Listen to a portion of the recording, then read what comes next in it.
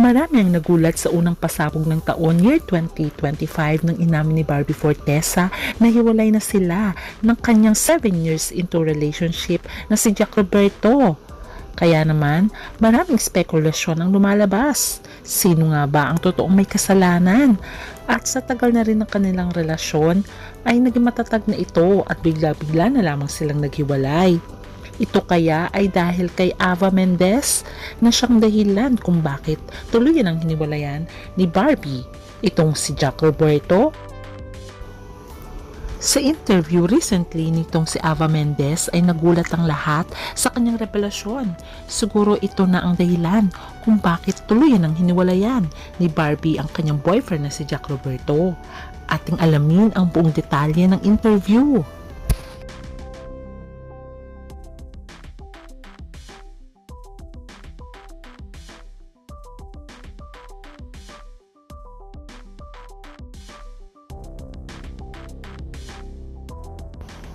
Marami na rin talagang napatunayan si Barbie Fortesa pagdating sa acting.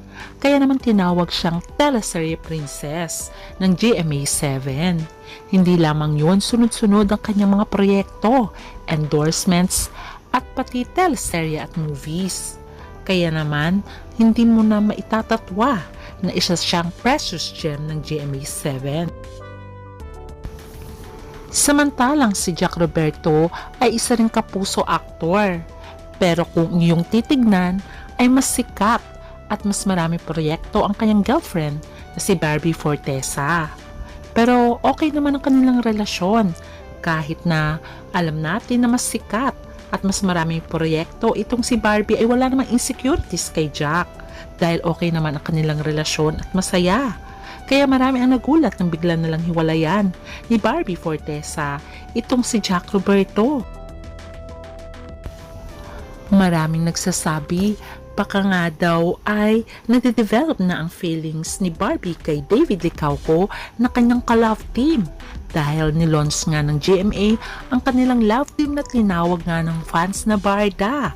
Kaya naman ay ito siguro ang hudyat kung bakit tuluyan ng hiniwalayan ni Barbie ang kanyang boyfriend na si Jack Roberto dahil marami silang proyektong dapat gawin.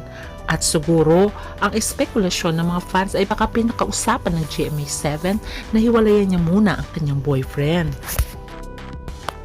Kahit na may kanya-kanyang relationship, itong si Barbie at ang kanyang ka-love team na si David ay hindi hadlang ito para suportahan sila ng mga fans.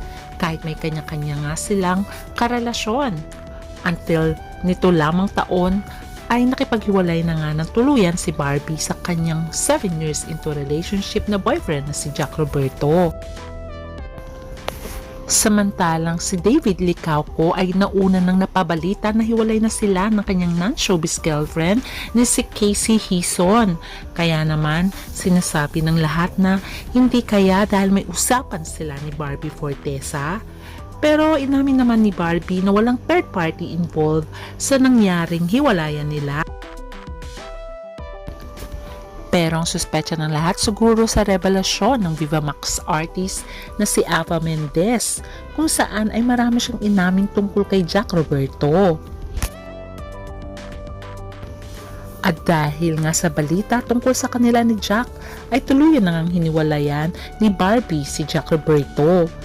At ang nanay naman ni Barbie ay nag-share ng kanyang post sa Instagram kung saan ay may cryptic post ito. At ang sabi nga niyang kanyang nanay ay no one knows how much you went through this year, but you stayed strong and didn't quit. I'm so proud of you, ayon sa nanay ni Barbie.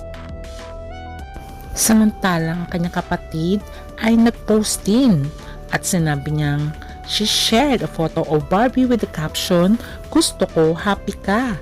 To which the actress simply replied, "Ha ha ha ha." Pero ang duda ng lahat ay dahil siguro kay Ava Mendez na isang Viva Max actress kung saan kilalang Viva Max sa paggawa ng sexy at daring movies. At sinabi nga ni Ava dito lasing na talaga lasing nga daw si Jack ay very touchy ito. Ito, pakinggan natin kung ang kanyang buong revelation. Around 3 na ng umaga. So, kanya-kanya na ng room. Tapos, etong si gusto pumasok sa kwarto namin. Na yung driver niya, pinipigilan na siya na matulog na para makaalis sila bukas. Biglang gusto pumunta doon sa room namin kasi gusto pang uminom. Inawat na ng kapatid ko. Naawat na yung kapatid ko, naipit yung kamay ni Jack. Enough na kasi si ate pagod na. Hindi, inimang pa tayo, ganyan. Tinanong si Ava Mendez kung paano nga ba daw si Jack Roberto paglasing. According to the actress, there was a time when Jack is drunk on their way to elevator at he started to become touchy. Ayon pa nga sa Viva Max artist. Nagiging touchy na siya. Nung tumagal na, doon na siya parang naging aggressive. Kung makausap na nga yung mga ashrat doon ng mga babae. At ang isa pang nakakagulat, yung papunta kami ng elevator, may mga ibang fan din na nakakakita na may ginagawa si Jack sa akin. Yung parang hug lang ng kaibigan, like behind kasi, lasing talaga siya. Ayon pa sa Viva Max artist. At ang pumunta pa nga kami sa taas, tuloy-tuloy pa rin ang inuman. Doon na siya nagiging touchy-touchy. Sinabi ko nga sa kapatid at driver ko na alalayan na lang si Jack kasi paglasing. Ayoko nang lalapit-lapit sa akin kasi naalibadbaran ako. Ayon pa sa Viva Max artist. Kaya ayon sa opinyon ng mga netizens, ay baka malamang ito ang dahilan. Dahil siguro hindi alam nga ni Barbie kung ito lamang ang insidente na nagawa nga ni Jack Roberto. Dahil ayon nga sa blind item before na siya ang tinutukoy na meron nga daw na mga ginawa kay Barbie at naging dishonest ito. Dahil sa pagsuporta ng nanay ni Barbie Fortesa sa kanyang hiwalayan kay Jack Roberto ay for sure mas may malalim pang dahilan kung bakit tuloy ng hiniwalayan ni Barbie ang kanyang 7 years relationship na si Jack Roberto. What do you think? Balikan niya pa kaya kung may ganitong insidente na ng infidelity? Or pagtuusan na lang ni Barbie ang kanyang career para lalo pa siyang sumikat at magkaroon ng maraming endorsements, pelikula at teleserye o bigyan niya na ng pansin ang kanyang ka-love team na si David Licauco. For sure maraming fans ang matutuwa, especially ang Barda fans. What do you think? Comment down. Until next update. Bye!